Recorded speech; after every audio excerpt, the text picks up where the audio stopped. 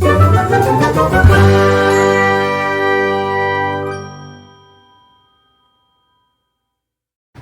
friends, welcome back to my channel.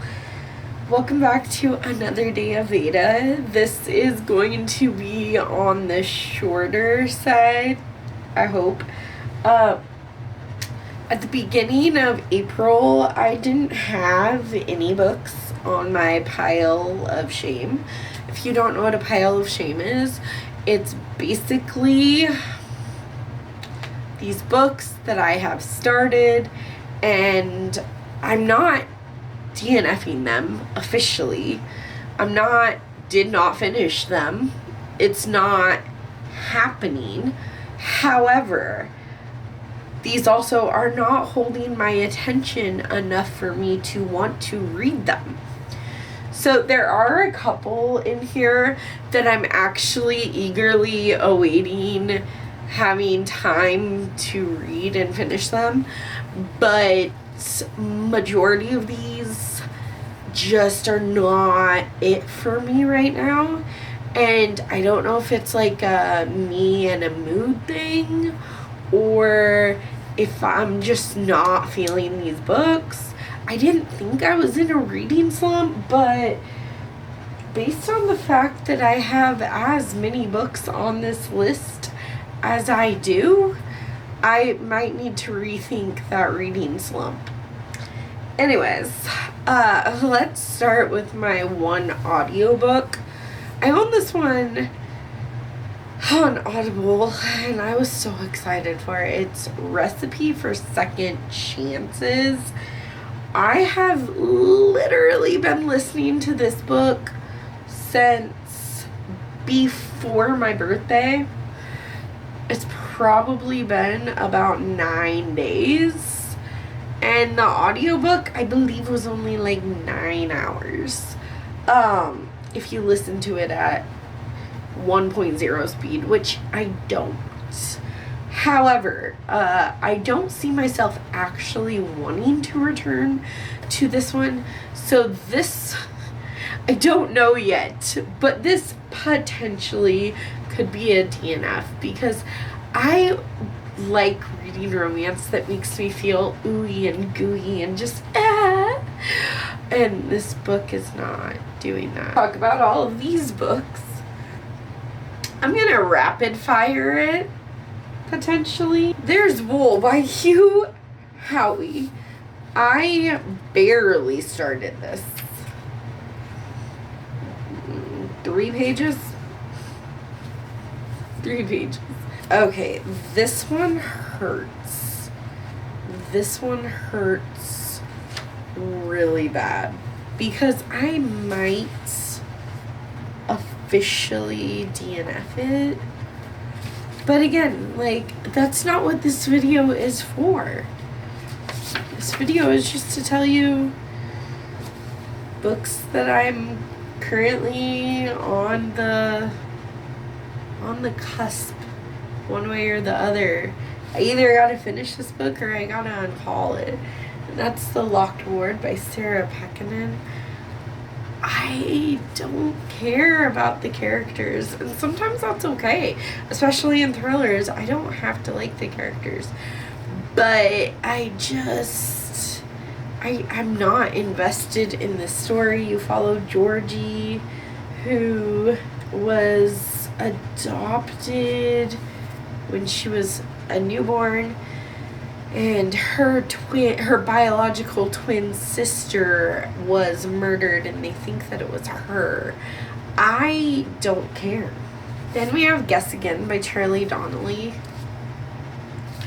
I just wanted the same vibes of The Girl That Was Taken by Charlie Donnelly because I loved that book. Like, I could not put it down. I literally stayed up until 2 in the morning, and then I had to get up for work at 5 in the morning. So I lost sleep for that book. And I don't think I've gone that far yet. No, I think I'm like maybe 50 pages in. I don't know why my bookmark's not here. Oh, okay. I believe I'm gonna say I'm like 50 pages. But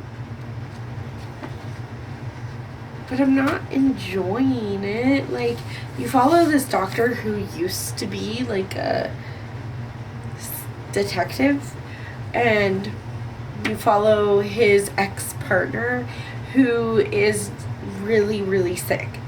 You are led to believe he's going to die. But there's this one case that was from like 10 years before, around the time that this doctor quit being a detective and went to be a doctor. And this doctor who was a detective in a past life, he has a success rate of 100% on all his cases. So they're trying to like bring him in to find this missing girl that's been missing for 10 years. And I don't know. I'm not invested in this. And I really want to be, because I really, really loved the other book I read by this author. Then Black Girls Must Die Exhausted by Jane Allen. I'm going to be real with you. I started this in March, and I think I made it about 100 pages in, but I can't tell you a gosh darn thing about this book. Okay. Then we have The Future Saints by Ashley Winstead. And I know what you're thinking, but Alida, you keep referencing this book, saying how amazing it is. You are correct, sir. You are very correct. But I'm only 130 pages into this book, and I've been reading it since January. I tried the audiobook. I do not like the audiobook because I've been reading this with my eyes, and in my head I already have their voices when they speak.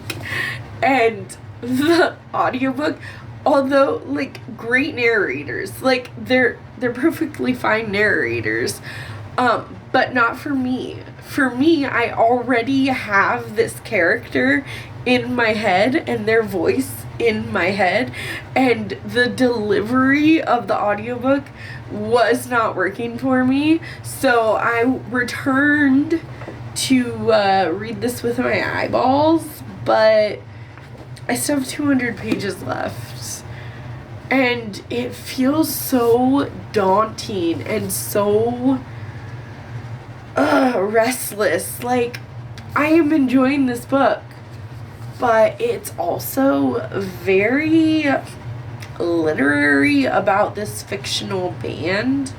And I love this fictional band, Hannah. Oh my god, I love her. She's like my soul sister.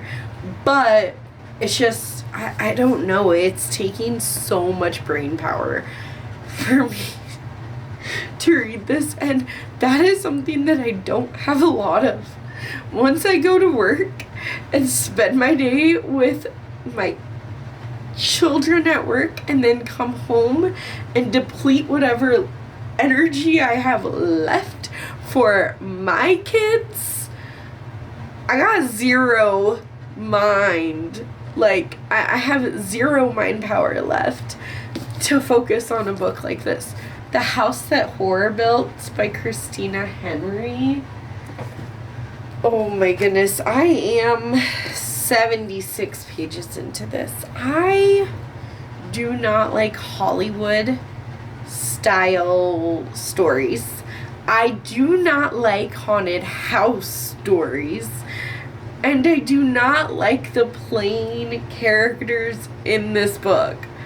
I cannot do this. Okay, I'm gonna unhaul this one. I'm gonna officially DNF The House That Horror Built. I can't. I'm so sorry, but I can't read it. Okay, this one hurts me more than it hurts you. Again, I'm still reading The Future Saints, but I also thought, hey, I would really enjoy this because I'm liking The Future Saints, and this is like the OG, right? I have read 76 pages of Daisy Jones and the Six by Taylor Jenkins Reid. I love Taylor Jenkins Reid. Like, I am obsessed with her. I love her heartbreaking contemporary novels. I don't think that I'm the right girly for the historical fiction Taylor Jenkins Reid. Okay? I love you and I respect you, Taylor Jenkins Reid, but I'm not the target audience. I'm not a big historical fiction girly. I have read the Evelyn Hugo book, and I didn't love it. I mean, I love you and I respect you, Taylor Jenkins Reid, but I'm not the target audience. I'm not a big historical fiction girly. I have read the Evelyn Hugo book, and I didn't love it. I mean, I didn't hate it, but I didn't love it. And then we have one that was just sent to me, and like, again, I'm judging this way harshly because I'm 20 pages in to The 7 O'Clock Club by Amelia Ireland.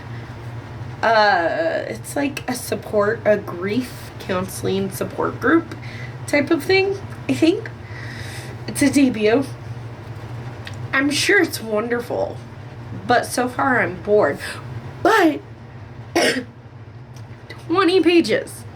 20 pages is all that my mind will let me read. So I don't know. I'm starting to think it's a me problem. Then I have the next 3 novels that I'm actively reading. Am I actively reading them as fast as I would like? Absolutely not. But I am actively reading them. Today, I read 50 pages of Youth Juice by E.K. Sathal. I don't know how to say their last name. I'm so sorry. E.K. something. I don't think I like this book, but I am getting major bunny vibes from this. And one of the main characters is named Mona. If you didn't know, Bunny is written by Mona Awad. Youth Juice. This is weird. So if you like weird girl literature, read this. I'm starting to think I don't like weird girl literature. So you follow Sophia, who is a copywriter for this, I don't even know what they are, a magazine? Are they a magazine? I don't know. She's a copywriter somewhere. And this is about, like, the first day of her job. And, like, everyone is, like, super organic, super healthy, and kind of reads like her boss's name is Tree. And everyone is like, yes, Tree, like goddess status. And there are some things in here about like the culture of like women culture and like the beauty industry as a whole, which I'm actually really enjoying that part. But I have no idea what's going on in this book. I have The Handmaid's Tale by Margaret Atwood. This is definitely I'm only 30 pages into it type of situation, and I haven't read it in like since the weekend. It's Wednesday, so Wednesday, Tuesday, Monday, for 4 days, because I'm very busy, so I haven't read it in 4 days, and like I'm only 30 pages into it. I don't think it's gonna be one that I dislike. I just think I need to give it more time than it deserves. The last one, I literally just started this on, well, 2 nights ago. So I'm only 1 chapter in, which is 11 pages into Post-Apocalyptic Nomad Warriors by Benjamin Wallace.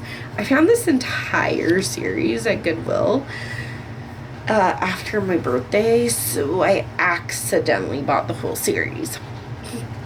Except for the short stories. I did not realize that they were related. I'm also not really a short story girly, but those are my books that are in purgatory. Because I haven't DNF'd them, except for the couple that we DNF'd together. But I haven't DNF'd these books. I am still mostly full-heartedly interested in reading them, but just every time I try to read those particular books, it's just not working for me. And like I said, it could be a me problem. It could very well be a me problem. I don't know if it's a me problem, if my brain just can't brain right now, or if these books are just a little bit of a slow start for me. But I hope you enjoyed this video. Don't forget to smash that like button, subscribe to my channel if you're new around here, and I will link Veda up here, whichever corner it goes in, and I will see you in the next video.